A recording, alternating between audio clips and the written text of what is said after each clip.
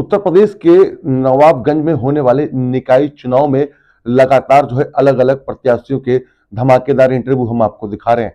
जी हाँ, बीजेपी के संभावित प्रत्याशी प्रेम प्रकाश रस्तोगी का हम आपको इंटरव्यू दिखाते हैं कि किस तरीके से उन्होंने बेबाक तरीके से अपनी बातों को रखा और साथ ही वो निकाय चुनाव में जब अगर चुन के आते हैं तो क्या क्या क्षेत्र के जो मुद्दे हैं उन पर वो काम करेंगे। आपको बता दें कि उत्तर प्रदेश में कई सीटों पर जो है निकाय चुनाव जो है वो होने हैं। उसी में से नवाबगंज भी एक इलाका है जहां पर आपको बता दें कि जो निकाय चुनाव है वो होने हैं। वहीं जो बीजेपी के संभावित प्रत्याशी हैं प्रेम प्रकाश रस्तोगी, उनका इंटरव्यू आरसो न्यूज पे हम आपको दिखाते हैं। देखिए अखलाक अंसारी की ये रिपोर्ट की किस तरीके से अपनी जो बेबाक बातें हैं प्रेम प्रकाश रस्तोगी ने रखी। रस्तोगी साहब जानना चाहेंगे, नवाबगंज में नगर पालिका मतलब पूरे नगर में इतनी गंदगी है और डेंगू जैसी महामारी से लोग मर रहे हैं, जूझ रहे हैं, इसके बारे में आप क्या कहना चाहेंगे? किसको दोषी ठहराना चाहेंगे? अखलाक जी, बड़ा सीधा साफ प्रश्न का जवाब है। जब नगर पालिका परिषद का प्रमुख काम सफाई और स्वच्छता देना है तो जब उसके पास सब कुछ मौजूद है तो और सफाई नहीं हो पा रही है, डेंगू फैल रहा है, संक्रमण फैल लिया है, इसका सीधा सा सीधा जिम्मेवार नगर पालिका प्रशासन नवाबगंज है। आपके जो आपकी दुकानें हैं वहाँ पर इतना पानी भरा हुआ है कि लोग अपने पैर ऊपर तक घुटने तक पानी आ रहा है, तो वो पानी कहाँ से आया? ये बात सही है कि पानी आ रहा है, वो तो एक अचानक एक्सीडेंट है जो पुलिया टूटने की वजह से वो पुलिया जो नहीं बनी उसकी वजह से बंद हुआ।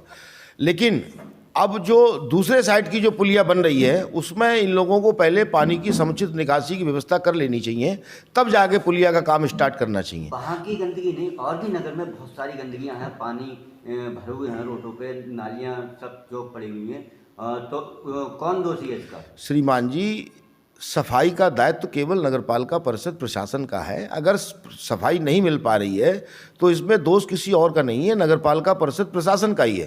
जो कर्मचारी हैं, श्रीमान जी मेरी बात सुन लीजिए आप, जो भी कर्मचारी हैं उनका सही प्रबंधन और उनसे सही काम नगरपालिका प्रशासन नहीं ले पा रहा है।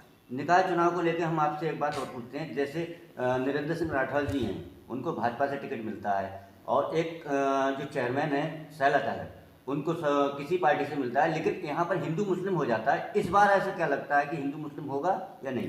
देखो, हिंदू मुस्लिम चेहराओं को अगर दोनों तरफ से आजमाइश रहेगी तो होएगा, और इस बार भारतीय जनता पार्टी की टिकट जो है मुझे मिलेगा। आप देखते हैं हिंदू मुस्लिम कहाँ होगा। आप कोई हिंदू मुस्लिम क्या कुछ ऐसा कुछ करेंगे क्या? नहीं, हम तो हिंदू मुस्लिम दोनों को समान लेके चलेंगे। भारतीय जनता पार्टी का एजेंडा हमारा लागू होएगा, और भारतीय जनता पार्टी में जो हमारा अति पिछड़ा मुस्लिम वर्ग है वो ऑलरेडी बड़ा तेज़ी से जुड़ रहा है। बरेली में आपने अभी जल्दी में रैली हुई है, उस रैली में इस बात का उदाहरण है, इससे पुष्टि होती है कि मुस्लिम समाज भारतीय जनता पार्टी से जुड़ रहा है। और जो भारतीय जनता पार्टी की स्कीमें आई हैं सर, उसमें किसी स्कीम में दो भात नहीं किया गया है, मुस्लिम को भी बराबर मिली है और हिंदू को भी बराबर मिली है। एक चीज़ और जानना चाहेंगे, आपके यहाँ आपके आवाज़ पे भाजपा के चाहे विधायक हो या मंत्री हो या नेता हो, वो आपके यहाँ आते हैं, और भी भाजपा के लोग हैं उनके यहाँ क्यों नहीं जाते? क्या मामला है? देखो साहब, ये तो हम लोगों का स्नेह है, हम लोग हमारा लागू होगा।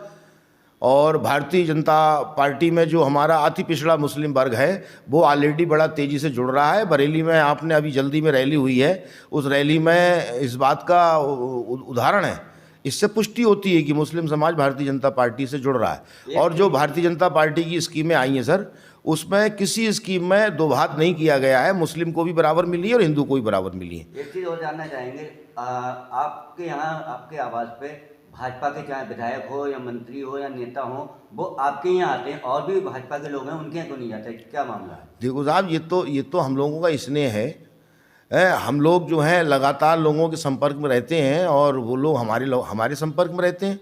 भारतीय जनता पार्टी भाजपा परिवार होने के नाते जाहिर सी बात है लोगों का आना जाना रहेगा।